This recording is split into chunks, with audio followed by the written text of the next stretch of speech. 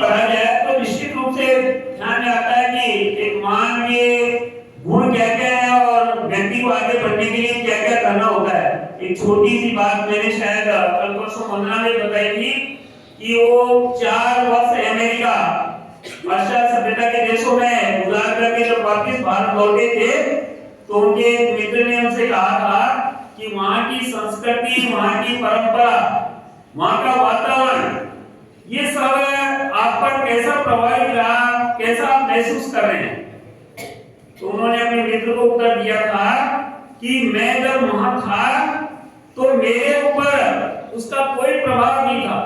जब मैं भारत भूमि पर रहता था तो स्नान करते समय केवल गंगा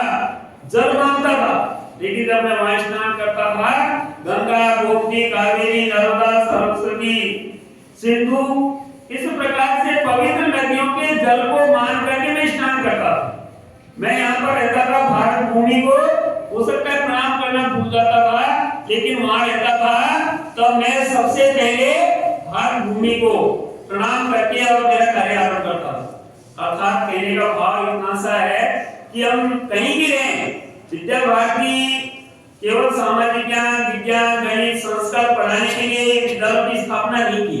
और मैं आपके अभिभावक ने इसलिए यहाँ प्रवेश कराया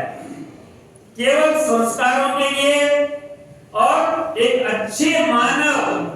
आप बने, एक अच्छे नागरिक के रूप में आगे बढ़े, इसीलिए इन विद्यालयों की स्थापना है। तो हम कहीं भी रहें, आपको मैं तो बार-बार एक ही निवेदन करता हूँ कि हमारा व्यक्तित्व हमारा इस प्रकार को होगी, निश्चित रूप से हमारी पहचान बने कि ये आदर्श विद्या मंदिर का भैया बन रहा है, आदर्श विद्या मंदिर में पढ़ा है,